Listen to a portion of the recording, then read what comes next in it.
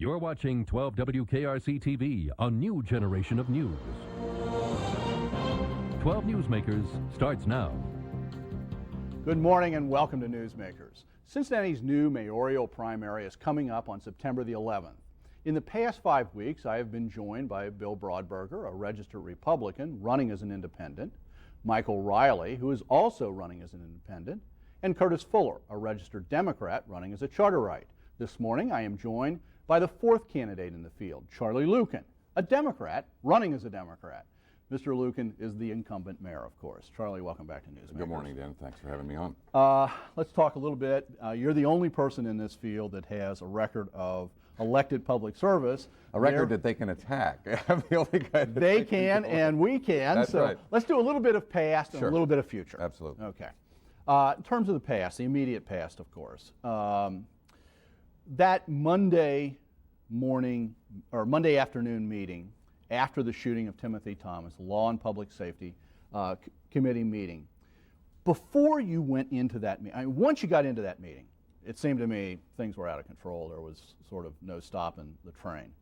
But By the time I got there, actually. But before that meeting occurred, was there any sort of strategy session to say, here's what we can go in here and say, rather than just sit there and say nothing?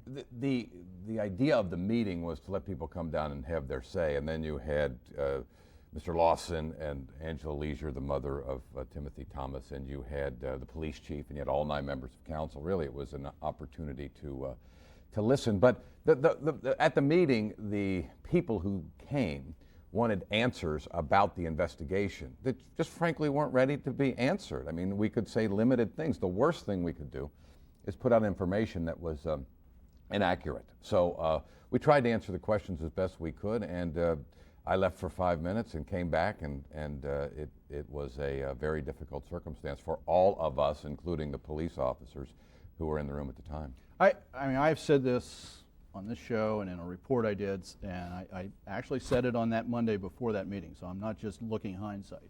It seemed to me that, since politics is frequently about symbol, that going into that meeting, what had happened, and given that not just the Timothy Thomas shooting, but the long history of growing antagonism, that there had to be something symbolic done, that the public safety director had to be removed, or the city manager had to be removed, or an announcement made that you were going to support some sort of changes, rather than just going in there and letting people vent. Dan, we had been, even at that time, engaged in a whole series of changes that we were trying to, the Justice Department change, the racial profiling change. The point is, that's before that meeting? That's before that meeting.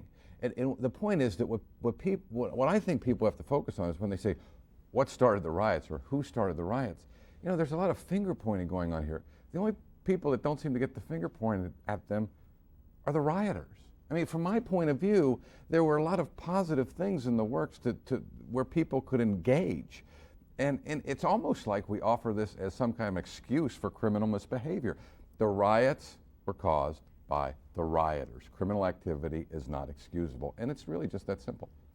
Let's move on to a second area, which is a number of questions have been raised, and that's the role of the police during those next few days. As mayor, and of course the function of mayor is going to change somewhat with this election, but I can only ask you about as mayor in April as things were. How much influence did you have over police strategy and tactics? Very little. As you know, the line accountability is to the city manager. I was working with the police chief, trying to figure out what he was recommending, what he was doing, and working kind of hand in glove. But actually, the decisions were being made by the safety department and by the police chief. And I played a role during that period of time of supporting what they were trying to do. And I thought that what they were trying to do was exhibit the right combination of force and restraint, so as not to exaggerate the situation. And I thought overall Tom Stryker did a good job of handling that situation, and Cincinnati Police did as well. In the post-riot situation, where we've now run into this long series, as we all know, of violence and shootings, there's been, and the police basically have said, there's been a pullback. It's explained in different ways, less proactive policing. What role have you tried to play as mayor to get proactive policing going? Well, behind the scenes, Dan, talking to the police chief, the FOP chief, and others about trying to get them back engaged in the community, and I think we've been successful in pulling that off. I remember when Chief Stryker came to me and said, what do you think about this Violent Crimes Task Force? I said, Chief, let's develop it, let's go, let's get it out there. And I think that has been a very healthy development. In fact, Dan, I would like to look for a way to keep that Violent Crimes Task Force going on a permanent basis. I mean, the notion that you have a group of police officers going into the neighborhoods, working with citizens, and trying to get out the bad guys and the ones on the most wanted list is something that strikes me as incredibly healthy for our neighborhoods, and I'm going to look at whether we can continue that on a long-term basis. Do you think, I mean, I guess the perception of most of us out there is that Violent Crimes Task Force or not, the violence hasn't really begun to abate. Or what's your perspective? I am very reluctant to predict. We have had a few days where things appear to be calming down, and I give the Cincinnati Police a great deal of credit for doing that because they've re-engaged in the communities. I also give the communities a great deal of credit. As you know, Crime Stoppers has never been hotter in terms of citizens getting involved and trying to help the police, work with the police, to get the real bad guys out of their neighborhood, and that's been healthy. So it's hard to say I'm optimistic, but a lot of people are working very hard to bring this to an end. One of the charges on that Violent Crimes Task Force is that a lot of the people who showed up in the newspaper when, the most wanted list weren't most wanted. Huh? Weren't really most wanted. Didn't seem like, oh geez, is this what we're really looking for, or is it? Because the other side is what really is causing this violence is shifting turf wars over drug territory. Well, and I don't know the rap sheets on all these people that turn up in the newspaper. I don't think you do. How they get on the most wanted list, I do not know. But I can tell you that it has been a healthy experience, and I think the police are the best judges of who are the most wanted in our community. A couple more questions about the past. Sure. Year and a half ago, a little bit more than a year and a half ago, you were elected mayor again. You made the point then that it wasn't the right time to replace the city manager. Correct. Because we were going towards this new system, and how would we ever replace a city manager for a short-term basis? It does seem, though, that the city has been in drift under this city manager. Even before, I'm speaking my own perspective now, even before you were elected mayor and came back onto council. And this city manager, John Cherry, hasn't had much support on city council and probably could have been taken out at any point if you had said, now is the time. No question. Looking back at it, was it a mistake? No, absolutely not, Dan. I think it was the right decision. And one of the reasons it's the right decision is what we're going to see after the election. I mean, the new strong mayor system really envisions the city manager and the mayor being a team. The city manager running the day-to-day operations, but the agenda actually being set by the mayor or with the city manager by the mayor. And this has got to be an action team. And my concern then, and my concern now, is replacing the city manager, putting somebody in there is going to stick the city with a city manager through that process. And without regard to who wins the mayoralty, it seems to me the new mayor, the new team, the new day for Cincinnati should be fresh. And while you can say the city was adrift, and I agree with that before I got there, we spent the first 6 or 7 months of the year trying to, what I would call, clean up a lot of the street gate, the Genesis, you name it. And I think we've made a lot of progress in those areas too. Okay. Post-riot policy, Cincinnati can. What can you tell us? It's almost 4 months, and that was in that original press conference. There was a 4-month. You'll see results in 4 months. What kind of results can you point to? Dan, I think Cincinnati Can has spectacular results, and not only what is going on in Cincinnati Can. And let me give you a quick example. What's going on at Taft High School with Cincinnati Bell? They've moved in there. They've completely high-tech the school. They're working. They've been spending every Saturday and Sunday in the school, and they're going to be there constantly throughout the school year. And the good thing about what Cincinnati Bell is doing in Taft High School is it's not only training, they're going to be offering kids real jobs if they're successful. I mean, there is a carrot at the end of this for the kids. So the first thing I would say, Cincinnati. Is that because of Cincinnati Can, It or is would that not- have it's not. happened because of No, the change in Taft High School? I know Jack Cassidy, and I know the head of Cincinnati Bell, and while it is not a Cincinnati Can program, my point to you is that because of Cincinnati Can and the people involved, the business community, et cetera, this community is engaged like never before. But in terms of Cincinnati Can, I would just point to the fact that we have an historic opportunity to make the biggest charter change that we have ever had in civil service, in the way we hire and fire the police and fire chief and their top staff. And do you support that change? I absolutely do. Is that one of your campaign points, that you are behind that and will push that? Dan, not only am I behind it and pushing it, but when I said Cincinnati Can was involved in the drafting of it, and I think to a large part responsible for the fact that it got a 9-0 vote. And so when we go out to sell this to the public, we have a unanimous council. And this is the kind of thing that, frankly, if you wanted to go after it, you could. Now, one other thing I would mention. You've heard a lot about the Boston plan. And while I don't have a draft to put in front of you today, I can tell you that the Boston plan is primarily based on a relationship between clergy and police. And I have been in the room and watched people stop responding to one another as black clergy and police officer, and now they're responding to one another as Damon and Tom and Keith. And I think we will have that plan for Cincinnati, and that is currently being drafted. But you have to get over the way people start these discussions and approach one another. So I think that's going to be probably the highlight of what Cincinnati Can is working on. Let me throw out an alternative on that. The ARIA group is doing this process under the federal court. My understanding is that one of the things they're doing is they're looking at police community models for improving police community relations in 5 or 6 different models. Cincinnati Can flies off to Boston one day, comes back and says Boston. No, Dan, Boston's I really think that's an oversimplification. We've looked at Kansas City, we've looked at Pittsburgh, we've looked at New York. Who's we? The Cincinnati Can. Cincinnati Can. And I have, and we have. I mean, Cincinnati Can, on paper, is my committee. But we talk about Boston because that's the one that everybody can identify with. But we are not going to adopt the Boston plan in Cincinnati. We are going to shape it based on this city, what other cities have done. I just throw out the Boston plan because that's the one people have seen in the media. It's one that They Can seems to have talked about. Right, correct. One other thing with Can. You appointed as one of the tri-chairs Reverend Damon Lynch III. Damon has supported the boycott. He has been off on his own program. Your first TV commercial was an anti-boycott commercial. Was it a mistake to appoint Damon Lynch as one of the tri-chairs rather than let him just be out there as a community leader? Well, Dan, every day somebody comes up to me and says, you ought to get rid of Damon Lynch.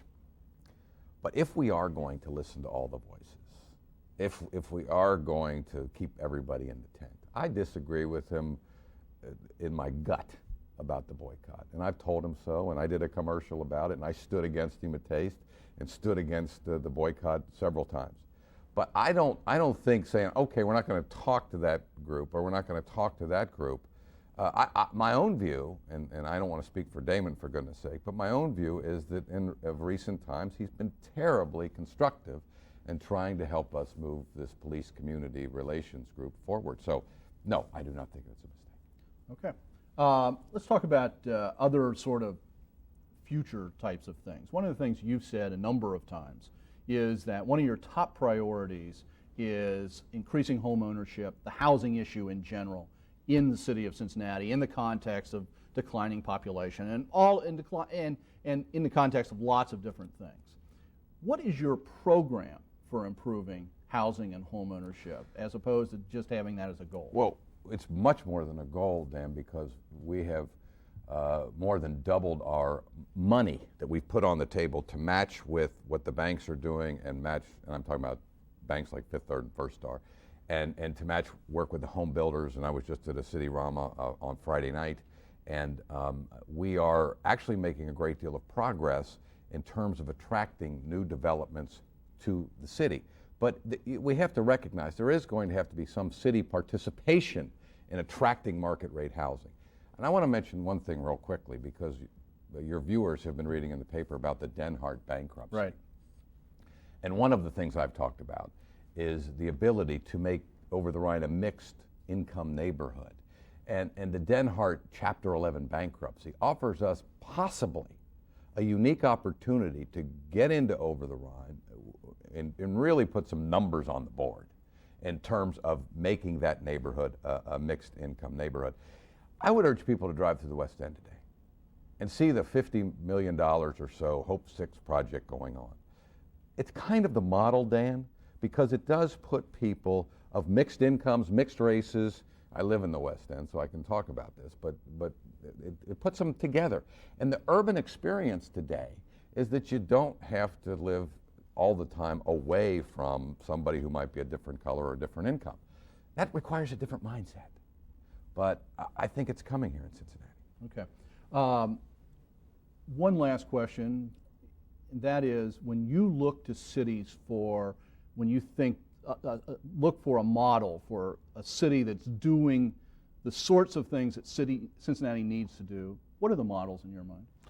Well, I think there are several. I don't have one. I think what New York has done to clean up with the police With and police policy, yeah, Giuliani? I think in Philadelphia they've got some interesting anti-blight things going on. I think Boston and Kansas City, they got some good police community things going on. I think in Charlotte, the private community, the private business community has just led that city in terms of housing. So those are some of the cities I look to. Final question, ask you to guess, what's going to be a turnout September the 11th, percentage of voters? Well, with my heart or my head, obviously I'd like everybody to vote, but if we could get to 25 or 30%, I would be delighted. I mean, they had one in Boston, they had one in Columbus a few weeks ago, and 7% voted. But I think there's more interest in this. It's just people don't know the election's coming. Right. September 11th. Okay. So it is coming, September the 11th. Thank you for being here. Thank this you, morning. Dan. We'll see you that night. Stay tuned. After the break, I'll be joined by the president of the Riverfront Classic, which is more than a football game.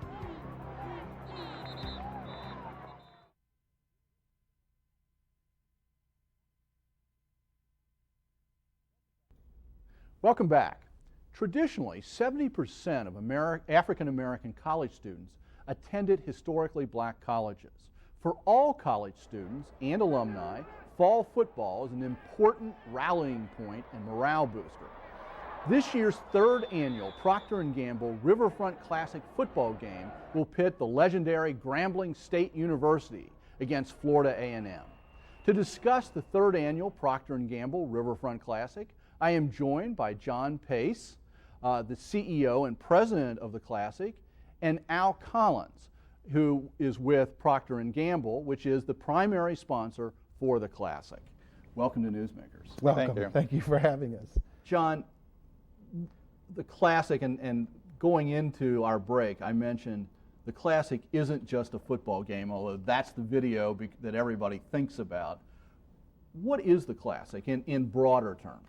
The Classic is a 4-day celebration of education, multicultural, and social activities that complement a historical black college football game. What's interesting, Dan, over 55% of our audience is female, not football fans. In fact, an independent study done by the Ohio State University found that unless they attend another Classic, they will not attend another sports event or football game the whole football season. So we're not attracting football fans per se. We're attracting fun lovers, college alumni coming in for the camaraderie, sorority, fraternity, folk who support education. Al, why P&G? What's P&G's interest in an event like this? Well, first thing, we were very interested in the objectives of the Classic, and one of those main objectives was a focus on education, a focus on supporting historically black colleges. We have had a long-term interest in our children, in their education, and in their advancement and development. So that was one area that was a focus. We also have an interest in enhancing Cincinnati as a city of choice. I mean, we are a major employer here. We're interested in attracting diverse talent to Cincinnati. And the more and more we can make this an inclusive city that values all citizens, all forms of diversity, that's going to boost our business and boost our ability to continue to be the employer of choice in Cincinnati. You know, P&G, maybe not everybody remembers, P&G also was critical in starting the Black family reunions around the country. This event, P&G has absolutely been critical in sponsoring and getting off the ground the National Underground Railroad Freedom Center. So what you're saying is P&G has been involved in these for a whole bunch of reasons, goodwill, principle, but also self-interest, because it makes Cincinnati a particular type of place. Exactly, and it also fits now with some of the issues we've had here in the city. We have a lot of employees who value our involvement in interests such as this, and it boosts them up, and it also enables them to feel proud in the community about being associated with our company. John, one of the things, you were mentioning education a lot. I mean, some of this is about raising money for scholarships for students in historically Black colleges, right? But it's also, you're sponsoring an educational summit during the Classic itself. Let's talk about that a little bit. Yes, we have many partners throughout the community. One of our primary partners is the Urban League of Greater Cincinnati. And in conjunction with the Urban League of Greater Cincinnati, we are doing an education summit for the second year in a row. It runs Thursday and Friday, September 14th and 15th. It will kick off with a lecture from the U.S. Secretary of Education, Roderick Page, and that's on Thursday evening. On Friday, we'll have hundreds of young people, educators, and parents at the Cincinnati Convention Center discussing education issues that are relevant today. And again, that is spearheaded, led by the Urban League of Greater Cincinnati, one of our partners. You know, Secretary Page, just to remind people, I heard a lot about this as the new cabinet got appointed back in January, is the former superintendent in Houston, Texas, and has done a lot with urban education. So it should be an interesting presentation, yes, interesting conference. Yes. What's the state of historically Black colleges at this point in time in the year 2001? It's a critical state. You mentioned in the intro that 70%, well actually 70% of African Americans that have earned undergraduate degrees earned them from historical Black colleges. And that's still, that 70% is still true as of 2001? That is correct. That is correct. The retention rate at historical Black colleges far exceeds the retention rate at majority schools. That is to say, a freshman at a historical Black college has a much higher probability of earning a degree than a freshman does at a majority college. And so the role of historical Black colleges, while they were originally instituted because of segregation, they are still relevant today, because there's something about the culture, there's something about the methods, there's something about that model that has a greater success in getting urban students into the freshman class to graduation. So they're still very relevant, but they are financially challenged. In fact, Dan, if it were not for the 30 or 40 classics that are being played across the country today, many of these historical Black colleges that we hear about, the Gramblings, the Florida A&Ms, the Tuskegees, would not have any athletic scholarships to present to their student athletes.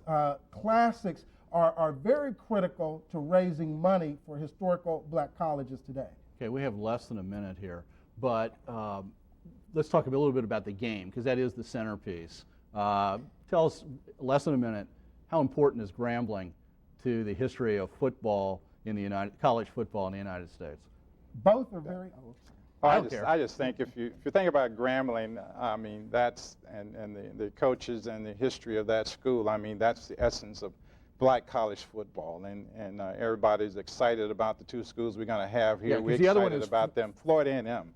I mean, we couldn't have two better schools coming to Cincinnati. Am I correct? Are they ranked 1 and 2? Yes, they are. Going into Yes, this they season? are. Exactly. And the bands, everyone comes for the marching bands, and so you don't want to miss the halftime show and the post-game battle of the bands. Okay.